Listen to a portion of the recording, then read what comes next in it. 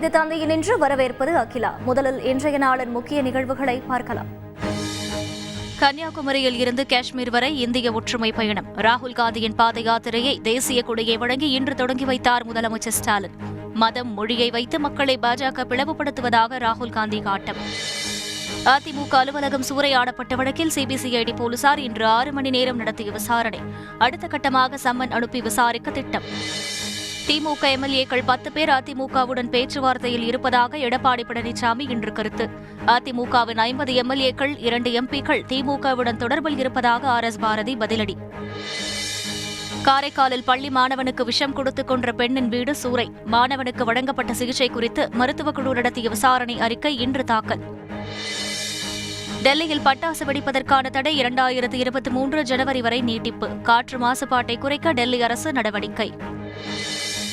அடுத்த 5 ஆண்டுகளில் 14,500 அரசு பள்ளிகளை தரம் உயர்த்த மத்திய அமைச்சரவை இன்று ஒப்புதல். இந்த வேகத்தில் சென்றால் 100 ஆண்டுகளாகும் என டெல்லி முதல்வர் அரவிந்த் கெஜ்ரிவால் விமர்சனம். காங்கிரஸ் எம்பி ராகுல் காந்தி தலைமையில் கன்னியாகுமரி முதல் காஷ்மீர் வரை நடைபெறும் இந்திய ஒற்றுமை பயணத்தின் தொடக்க விழா இன்று நடைபெற்றது. இதில் பங்கேற்ற முதலமைச்சர் ஸ்டாலின் ராகுல் காந்தியிடம் தேசிய கொடியை வழங்கி பாத யாத்திரையை தொடங்கி வைத்தார். செய்தியாளர்கள் பிரசாத், ராமசுந்தரம் வழங்கிய தகவல்கள் இவை. காங்கிரஸ் கட்சியை வலுப்படுத்தவும் தொண்டர்கள் மத்தியில் எழுச்சியை ஏற்படுத்தவும் காங்கிரஸ் எம்பி ராகுல் காந்தி தலைமையில் இந்திய ஒற்றுமை பாத யாத்திரை எனும் பெயரில் கன்னியாகுமரி முதல் காஷ்மீர் வரை பாத யாத்திரை நடைபெறுகிறது. இதையொட்டி 19 ஆண்டுகளுக்கு பிறகு ஸ்ரீபெரும்புதூரில் உள்ள தனது தந்தையும் முன்னாள் பிரதமருமான ராஜீவ்காந்தி நினைவிடத்திற்கு ராகுல் காந்தி இன்று சென்றார். தனது தந்தையின் நினைவிடத்தில் அஞ்சலி செலுத்திய ராகுல் காந்தி அங்கு மரக்கன்று ஒன்றையும் நட்டார். பின்னர் சுமார் 20 நிமிடங்கள் அங்கு தியானம் செய்தார்.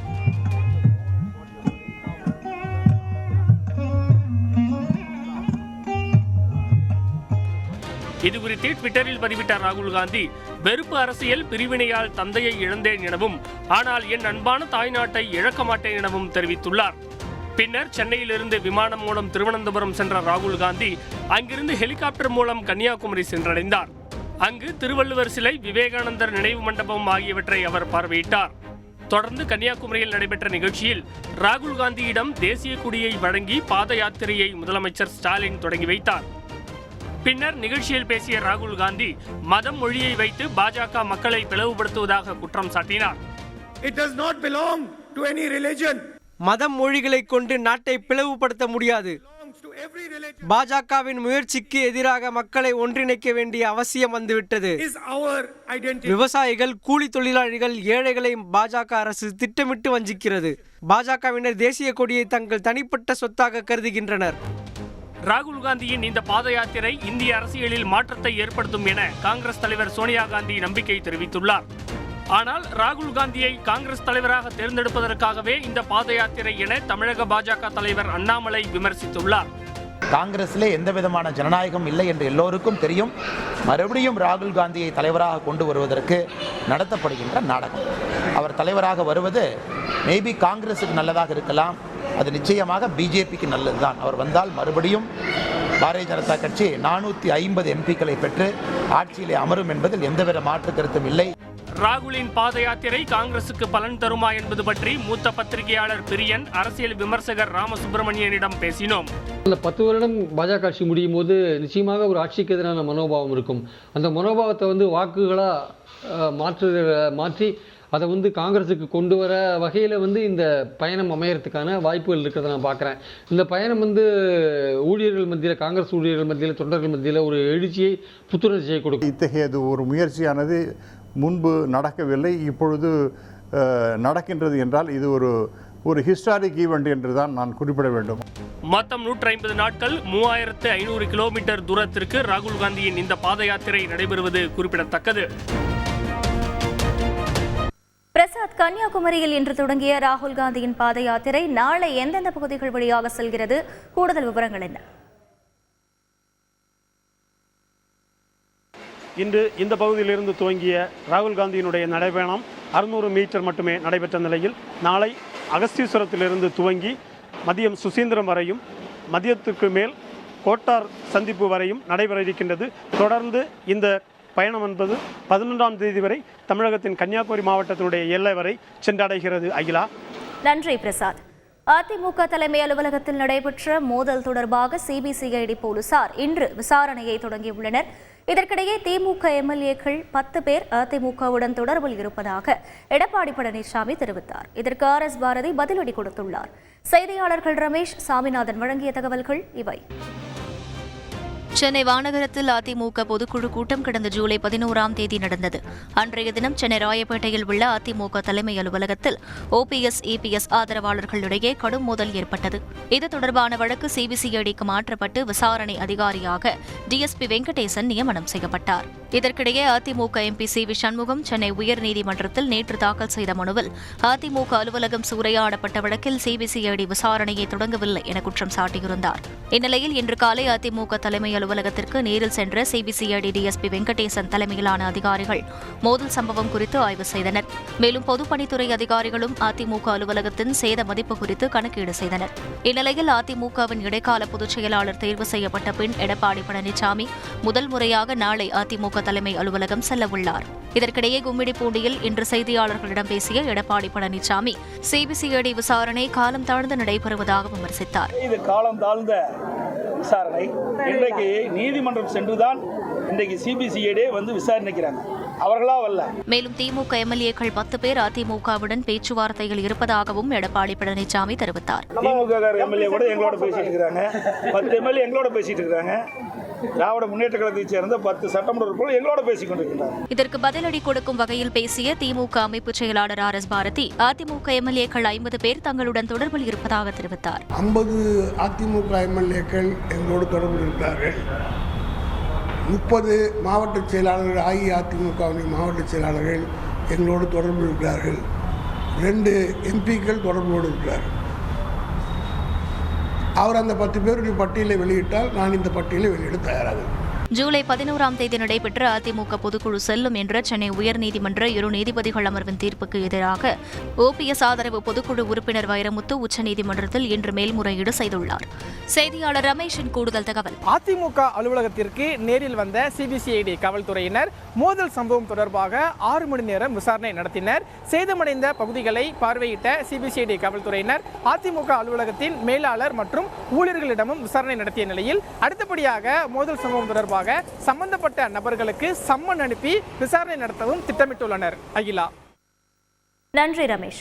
காரைக்காலில் விஷம் கொடுத்து மாணவன் கொல்லப்பட்ட விவகாரத்தில் மருத்துவ குழு தனது விசாரணை அறிக்கையை புதுச்சேரி சுகாதாரத்துறையிடம் இன்று தாக்கல் செய்தது. இதற்கிடையே மாணவனுக்கு விஷம் கொடுத்த பெண்ணின் வீட்டை மர்ம நபர்கள் சேதப்படுத்தியது பரபரப்பை ஏற்படுத்தியுள்ளது. செய்தியாளர்கள் அந்தோனிராஜ், எழில்குமார் வழங்கிய தகவல்கள் இவை. காரைக்காலில் உள்ள தனியார் பள்ளியில் 8ஆம் வகுப்பு படித்து வந்த மாணவர் பாலமணிகண்டனை அவருடன் படிக்கும் சக மாணவியின் தாயார் குளிர்பானத்தில் விஷம் கலந்து கொடுத்து கொன்ற சம்பவம் அதிர்ச்சியை ஏற்படுத்தியது. பாலமணிகண்டனுக்கு விஷம் கொடுத்த சகாயராணி விக்டோரியாவை போலீசார் கைது செய்து சிறையில் அடைத்தனர். இந்த நிலையில் காரைக்கால் வேட்டைக்காரன் தெருவில் உள்ள சகாயராணி விக்டோரியாவின் வீட்டை மர்ம நபர்கள் இன்று அடித்து நொறுக்கிய சம்பவம் பரபரப்பை ஏற்படுத்தியுள்ளது. இந்த தாக்குதலில் சகாயராணி விக்டோரியாவின் வீட்டில் இருந்த ஃப்ரிட்ஜ், பீரோ உள்ளிட்ட பொருட்கள் சேதமடைந்தன. இந்த சம்பவத்தை அடுத்து அப்பகுதியில் போலீசார் குவிக்கப்பட்டு விசாரணை நடைபெற்று வருகிறது. இதனிடையே மாணவனுக்கு சிகிச்சை அளிப்பதில் மருத்துவர்கள் அலட்சியம் காட்டியதாக எழுந்த குற்றச்சாட்டு குறித்து மருத்துவ குழு நேற்று விசாரணை நடத்தியது. இந்த விசாரணை அறிக்கையை மருத்துவ குழு புதுச்சேரி சுகாதாரத்துறை இயக்குநர் ஸ்ரீராமுலுவிடம் இன்று சமர்ப்பித்தது. செய்தியாளர் எழில்குமார் வழங்கும் கூடுதல் தகவல். இந்த விசாரணை அறிக்கையின் இறுதியில் எந்த மாதிரியான சிகிச்சை அளிக்கப்பட்டது அல்லது மருத்துவர்களின் காலதாமதத்தினால் மாணவர் உயிரிழந்தாரா என்பது போன்ற தகவல்கள் அந்த அறிக்கையில் உள்ளது. இந்த முழுமையான தகவல்கள் வெளியான பின்பே மருத்துவர்கள் சரியான முறையில் சிகிச்சை அளிக்கப்படவில்லை என்றால் அவர்கள் மீது துறை ரீதியான நடவடிக்கை எடுக்க காத்திருக்கிறார்கள். அகிலா. காவிரி நீர்பிடிப்பு பகுதிகளில் பெய்து வரும் கனமழையால் அணைகளுக்கு நீர்வரத்து அதிகரித்துள்ளது. ஆற்றில் வெள்ளப்பெருக்கு ஏற்பட்டு வீடுகளை தண்ணீர் சூழ்ந்துள்ளதால் மக்கள் முகாம்களில் தங்க வைக்கப்பட்டுள்ளனர்.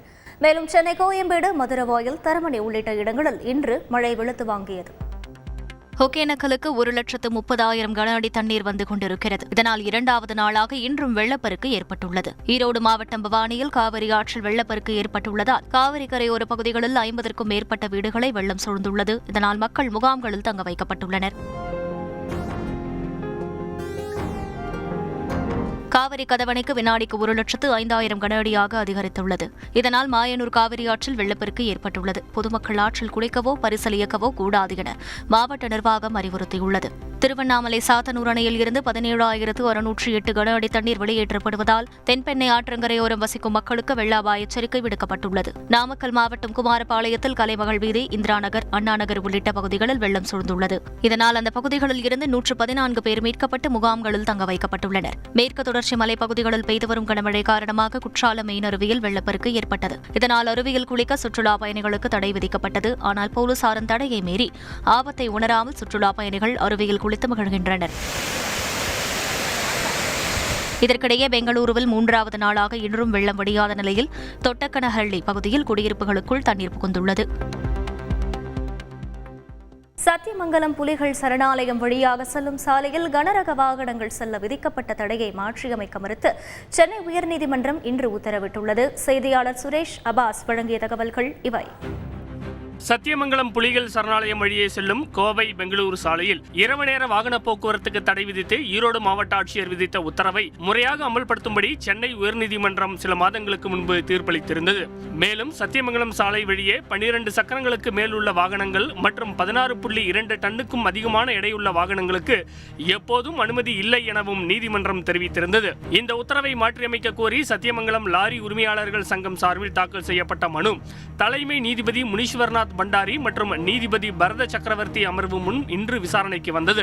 அப்போது மாற்றுப்பாதையில் செல்ல வேண்டுமானால் 400 கிலோமீட்டர் தூரத்துக்கு பயணிக்க வேண்டும் எனவும், இந்த பாதை வழியாக சென்றால் 130 கிலோமீட்டர் தூரம் மட்டுமே எனவும் லாரி உரிமையாளர்கள் சங்கம் சார்பில் வாதிடப்பட்டது. மேலும் நீதிமன்ற உத்தரவுக்கு முன்பாகவே இந்த கட்டுப்பாடுகள் அறிவிக்கப்பட்டு விட்டதாக குறிப்பிட்ட நீதிபதிகள் உத்தரவை மாற்றியமைக்க மறுத்து வழக்கை தள்ளுபடி செய்து உத்தரவிட்டனர். இதுகுறித்து ஈரோட்டைச் சேர்ந்த லாரி உரிமையாளர்கள் சங்க பொருளாளர் குமார், செயலாளர் ராஜேந்திரன் கூறுகையில், கிட்டத்தட்ட காய்கறிகள்லாம் நிறைய அந்த சைடு கர்நாடகத்திலேருந்து நம்ம தமிழ்நாட்டுக்கு எல்லாம் நிறைய வருகை இருக்குது.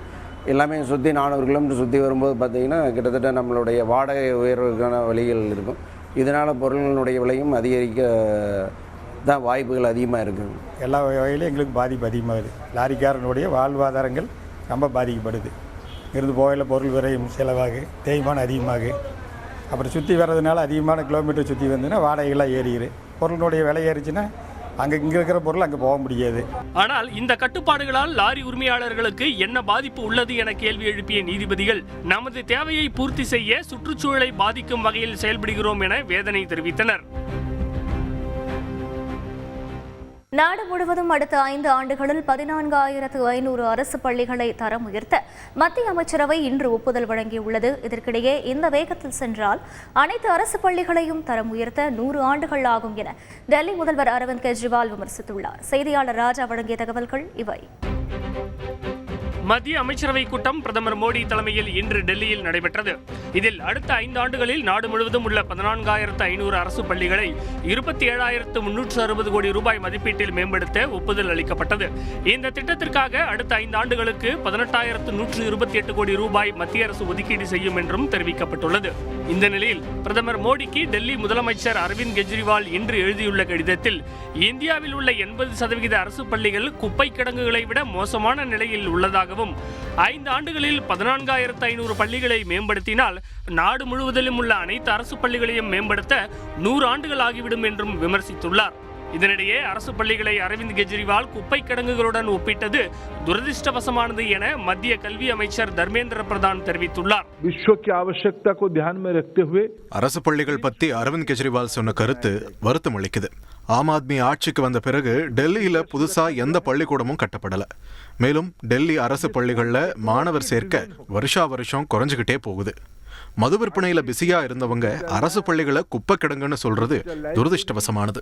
மேலும் ரயில்வேக்கு சொந்தமான நிலங்களை நீண்டகால குத்தகைக்கு விடும் கொள்கைக்கும் மத்திய அமைச்சரவை இன்று ஒப்புதல் வழங்கியுள்ளது குறிப்பிடத்தக்கது. டெல்லியில் பட்டாசு வெடிக்க விதிக்கப்பட்ட தடையை 2023 ஜனவரி வரை நீட்டித்து அம்மாநில அரசு இன்று உத்தரவிட்டுள்ளது. டெல்லியில் காற்று மாசுவை குறைக்கும் விதமாக கடந்த ஆண்டு பட்டாசு வெடிக்க தடை விதிக்கப்பட்டது. இந்நிலையில் தசரா, தீபாவளி உள்ளிட்ட பண்டிகைகள் நெருங்குவதால் டெல்லியில் பட்டாசு வெடிப்பதற்கான தடை 2023 ஆண்டு வரை நீட்டிக்கப்படுவதாக அம்மாநில சுற்றுச்சூழல் துறை அமைச்சர் கோபால் ராய் இன்று அறிவித்துள்ளார். அதன்படி டெல்லியில் பட்டாசு உற்பத்தி, விற்பனை மற்றும் பட்டாசு வெடிப்பதற்கான தடை தொடரும் என தெரிவிக்கப்பட்டுள்ளது. இதேபோல் ஆன்லைனில் பட்டாசு விற்க விதிக்கப்பட்ட தடையும் தொடரும் என அறிவிக்கப்பட்டுள்ளது. பாகிஸ்தான் நாட்டில் பெய்த வரலாறு காணாத கனமழையால் நாட்டில் உள்ள 4500 ஆண்டுகள் பழமையான மொஹஞ்சதாரோ தொல்லியல் தளமும் சேதமடைந்திருப்பதாக தகவல் வெளியாகியுள்ளது. பாகிஸ்தானில் பெய்த கனமழையால் 1300க்கும் மேற்பட்டோர் பலியானதோடு 3 கோடிக்கும் அதிகமான மக்கள் கடுமையாக பாதிக்கப்பட்டுள்ளனர். கனமழையால் பாதிக்கப்பட்ட பகுதிகளை இன்று பார்வையிட்ட அந்நாட்டு பிரதமர் ஷாபாஸ் ஷெரீப் பாகிஸ்தானின் பெரும்பாலான பகுதிகள் கடல் போல் காட்சியளிப்பதாக வேதனை தெரிவித்தார். தேங்கி நிற்கும் மழை வெள்ளத்தால் மிகப்பெரிய அளவில் நோய் தொற்று ஏற்படும் அபாயம் உள்ளதாகவும் அவர் குறிப்பிட்டார். இந்த நிலையில் கனமழையால் அந்நாட்டின் சிந்து மாகாணத்தில் உள்ள 4500 ஆண்டுகளுக்கும் மேல் பழமையான மொஹஞ்சதாரோ தொல்லியல் தளம் சேதமடைந்திருப்பதாக தகவல் வெளியாகியுள்ளது. இதுகுறித்து தெரிவித்துள்ள மொஹஞ்சதாரோ தொல்லியல் தள கண்காணிப்பாளர் ஹாசன் அப்பாசி, கனமழையால் சுமார் 4000 ஆண்டுகள் பழமையான சுவர்கள் சேதமடைந்திருப்பதாக கூறியுள்ளார். மேலும் அதனை சீரமைக்கும் பணியில் கட்டுமான தொழிலாளர்கள் ஈடுபட்டுள்ளதாகவும் அவர் தெரிவித்துள்ளார். இதனிடையே பாகிஸ்தான் மழை பாதிப்புகளை இன்று நேரில் ஆய்வு செய்த பின்னர் செய்தியாளர்களிடம் பேசிய ஐநா சபையின் பொதுச் செயலாளர் அன்டோனியா குட்ரஸ், பருவநிலை மாற்றத்தின் விளைவே இந்த கனமழை என எச்சரிக்கை விடுத்துள்ளார். ஆசிய கோப்பை T20 கிரிக்கெட் தொடரின் இன்றைய போட்டியில் பாகிஸ்தான், ஆப்கானிஸ்தான் அணிகள் மோதும் நிலையில் இறுதிப் போட்டிக்கு இந்திய அணி தகுதி பெறுமா என்பதை தீர்மானிக்கும் போட்டியாக இன்றைய ஆட்டம் அமைந்துள்ளது. ஆசிய கோப்பை T20 கிரிக்கெட் தொடரின் சூப்பர் 4 சுற்றில் நேற்று இலங்கை அணியுடன் மோதிய இந்திய அணி 6 விக்கெட் வித்தியாசத்தில் தோல்வியடைந்தது. இதனால் ஆசிய கோப்பை தொடரின் இறுதிப் போட்டிக்கு முன்னேறும் சாத்தியங்கள் மிக குறைவாகவே உள்ளது. அதாவது இன்று நடைபெறும் பாகிஸ்தான், ஆப்கானிஸ்தான் அணிகளுக்கு இடையிலான போட்டியில் ஆப்கானிஸ்தான் அணி வெற்றி பெற வேண்டும். நாளை தினம் நடைபெறும் போட்டியில் ஆப்கானிஸ்தான் அணியை இந்திய அணி வீழ்த்த வேண்டும். நாளை மறுதினம் நடைபெறும் போட்டியில் பாகிஸ்தான் அணியை இலங்கை அணி வீழ்த்த வேண்டும். இது மட்டுமின்றி இந்தியாவின் நிகர ரன் ரேட் பாகிஸ்தான் மற்றும் ஆப்கானிஸ்தானை விட அதிகமாக இருக்க வேண்டும் என தெரிவிக்கப்பட்டுள்ளது. ஒருவேளை இவை அனைத்தும் நடந்தால் இந்திய அணி இறுதிப் போட்டிக்கு தகுதி பெறும். எனவே ஷார்ஜாவில் இன்று நடைபெறும் பாகிஸ்தான், ஆப்கானிஸ்தான் அணிகளுக்கு இடையிலான போட்டியின் மீது இந்திய ரசிகர்களின் கவனம் திரும்பியுள்ளது. இதனிடையே ICC T20 பேட்டிங் தரவரிசை இன்று வெளியிடப்பட்டுள்ளது. இதில் பேட்டிங்கில் பாகிஸ்தான் அணி வீரர் முகமது ரிஸ்வான் முதலிடத்தை பிடித்திருக்கிறார். பேட்டிங்கில் தொடர்ந்து முதலிடத்தை தக்க வைத்திருந்த பாகிஸ்தான் அணி கேப்டன் பாபர் அசாம் 2ஆம் இடத்திற்கு தள்ளப்பட்டுள்ளார். இத்துடன் இன்று நிறைவுக்கு வருகிறது. மீண்டும் நாளை சந்திக்கலாம் நேயர்களே. நன்றி. இனிய இரவு வணக்கம்.